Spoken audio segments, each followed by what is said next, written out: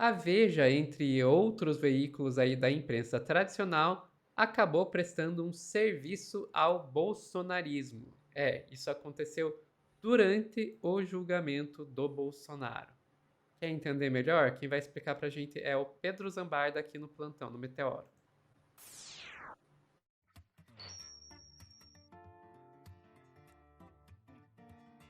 Pedro, vamos lá. Como é que a Veja acabou ajudando aí o bolsonarismo? Explica pra gente. Pois é, Sophie, é rinha de advogado, né? E aí, como a imprensa corporativa ajuda o próprio bolsonarismo, né? A gente estava ouvindo a defesa, aliás, eu estava lembrando agora há pouco, enquanto eu estava pegando os links, o José Luiz Oliveira Lima é o advogado do general Braga Neto, e ele foi advogado, Sophie, uma curiosidade para as pessoas saberem, do José Dirceu nos processos deles. Então ele não pegou um advogado fraco, não, o Braga Neto. Ele centrou fogo na questão da delação premiada do Mauro Cid. O Mauro Cid conta a história do dinheiro nas sacolas de vinho, furo da Juliana Dalpiva no ICL Notícias. E aí eu tava numa live com o Kiko no meio-dia, e aí o José Luiz usa matérias da Veja para tentar tirar a credibilidade da delação do Mauro Cid. Vocês vão ver na tela a hora que ele vai falar. Vamos lá. Que aí a gente vai botar na tela também. Deixa eu voltar um pouquinho. Aqui, vamos lá. 15 meses depois do primeiro depoimento que ele prestou, eminente ministra Carmen Lúcia, o réu Pedro colaborador duplicado na tela. traz um simples detalhe. A entrega de um dinheiro Com a mesma para camiseta. Sim, de um plano que foi hoje. atentasse contra o Estado Democrático de Direito. É razoável imaginar que uma pessoa, que um delator, demore 15 meses para trazer este fato ao eminente relator, às autoridades, ao Ministério Público, à polícia? É razoável imaginar que isso? Eu, com a máxima vez, acho que não. Acho não. É um escândalo.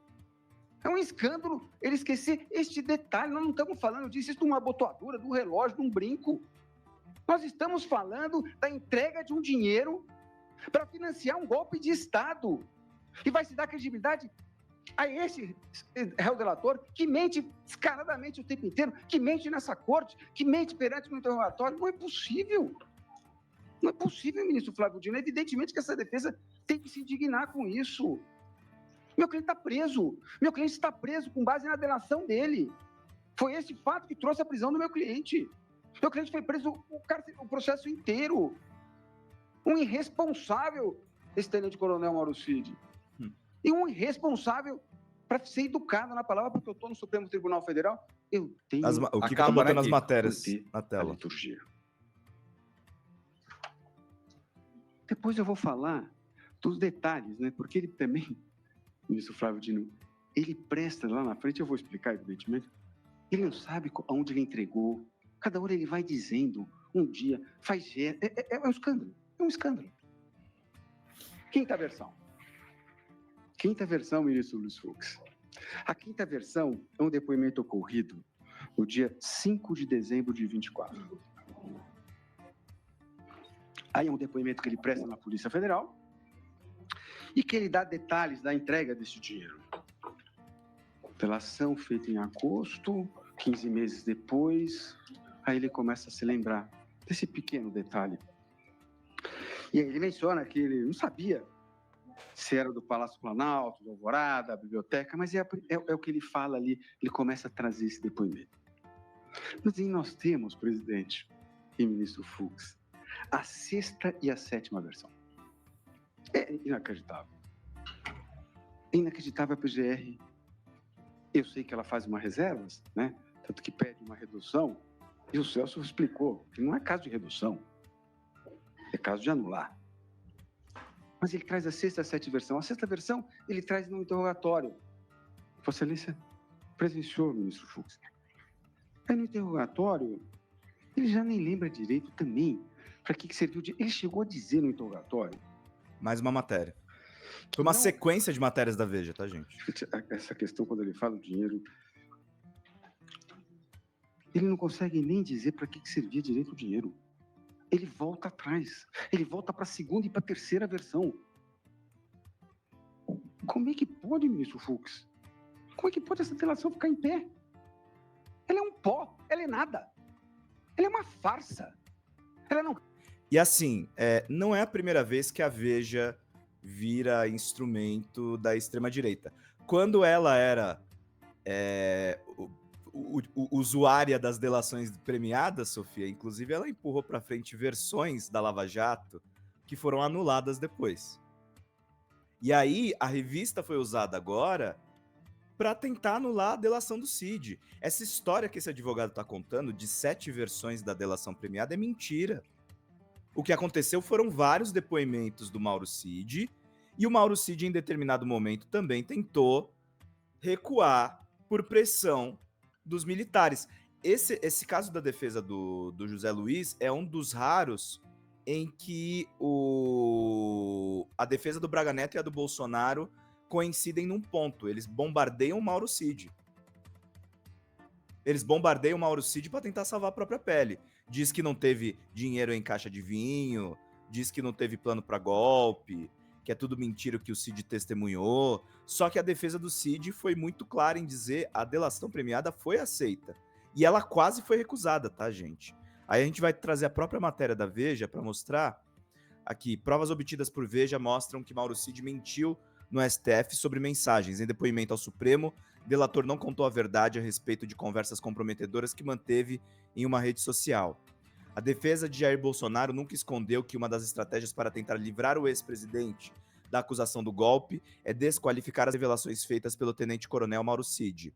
O ex-ajudante de ordens fez um acordo de delação premiada e, em troca de benefícios, ajudou a Polícia Federal a montar o quebra-cabeça do suposto plano urdido no fim de 2022 para anular as eleições, impedir a posse de Lula e manter o ex-capitão no poder. Na segunda, o Supremo Tribunal Federal começou a interrogar os 8 réus acusados de integrar o núcleo central da Conspirata. Cid foi o primeiro a ser ouvido. De uma maneira geral, repetiu boa parte do que havia dito antes. Em vários momentos, no entanto, soou tati-bitati ao narrar certas passagens e foi acometido por alguns estranhos lapsos de memória ao longo de quase 4 horas de depoimento. Repetiu incontáveis vezes: eu não me lembro e eu não me recordo. E aí a Veja baseia as conversas numa tal de Gabriela R., que o Mauro Cid teria dito: várias vezes a Polícia Federal queriam colocar palavras na minha boca e eu pedia para trocar. Foram 3 dias seguidos, um deles naquele grande depoimento sobre as joias. Acho que foram 5 anexos. Então essas matérias, elas estão servindo agora no julgamento para que as defesas ataquem a delação do Cid. Tá? Esses vazamentos que o próprio Mauro Cid promoveu entre advogados. Ele tentou negociar, Sofia, ele ficou desesperado em determinado momento. Tanto que o próprio Alexandre de Moraes chegou a determinar a prisão do Mauro Cid. Na mesma esteira dessas publicações da Veja. De que ele teria colocado 2 versões e tal. O Moraes determinou a prisão dele por quê? Porque assim, se ele mentisse na delação, não tinha outra saída, ia endurecer as penas. Ele não ia ter outro caminho. E aí eu fico pensando assim, a falta de responsabilidade da imprensa, por exemplo, o Estadão agora tá bombando aquele depoimento do Tagliaferro, ex-assessor do Moraes, para tentar tirar a credibilidade do STF. O mesmo Estadão que faz um editorial dizendo que a democracia avançou com esse julgamento. Então a imprensa corporativa faz um jogo duplo, sabe? Sim, sim, exatamente. Faz um jogo duplo. E o que eu acho mais, ao mesmo tempo, engraçado e triste, sabe? Tragicômico de toda essa situação, sabe qual que é? O que que é, Pedro? É que no final todo esse esforço não serve pra nada. Porque tudo Não. isso é pra quê? É pra, ok, deslegitimar a delação do Mauro Cid. O que que acontece se cai a delação premiada do Mauro Cid, ou a corte de delação premiada? Nada. O Cid vai pegar mais cadeia. É só isso. Vai livrar os outros? Não. Não vai livrar os outros. Gente, vamos lá. Isso já está sendo explicado há mais de um ano aqui no Meteoro. A delação é só um meio da investigação, é um meio de se obter provas.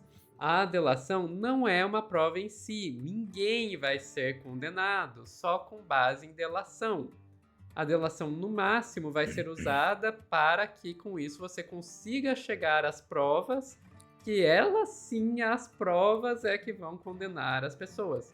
Então, todo esse esforço aí, por parte dos advogados do Bolsonaro, do Braga Neto, etc., serve para quê? Serve para ferrar o Cid, porque daí cai o acordo, se eles conseguirem cair o acordo de delação dele, ele vai ficar mais tempo na cadeia, mas não vai tirar um aninho sequer da pena do Braga Neto e do Bolsonaro. Daí vocês podem olhar para mim e perguntar, tá, mas então por que eles estão fazendo isso? Porque eles não têm outra coisa para fazer. Aqui eu vou repetir pela 100ª vez nessa live, que as defesas estão desesperadas, porque esses caras criaram tantas provas contra eles mesmos que a defesa não tem o que fazer para conseguir provar a inocência dos seus respectivos clientes. Então resta para eles ficar se abraçando nesse tipo de baboseira, que é tentar derrubar a delação do Mauro Cid. A defesa do Braga Neto, eu tava retransmitindo aqui ao vivo, gente. A defesa do Braga Neto, da 1 hora que eles tinham, eles gastaram uns 45 minutos atacando a delação do Mauro Cid. O que isso prova? Que a defesa do Braga Neto não tem absolutamente nada pra conseguir defender o Braga Neto. É só isso. É só dizer que o Mauro Cid mentiu, que não tinha sacola de dinheiro, que ele não tentou tramar o golpe, que as mensagens não significam absolutamente nada. E olha que esse advogado é capacitado. Não é um amador. Eles estão bem de defesa, eles não estão mal. Só que não tem o que defender. Essa que é a questão. Exatamente. É isso, Pedro. É isso, Sophie. Desculpem a voz. Antes que o Pedro fique sem voz, vamos encerrando aqui esse corte, pessoal. Quem tá assistindo ao vivo, não sai daí que a gente já vai voltar com mais notícias. Vamos deixar o Pedro descansar e a gente já volta aqui com a Bruna Bufaro.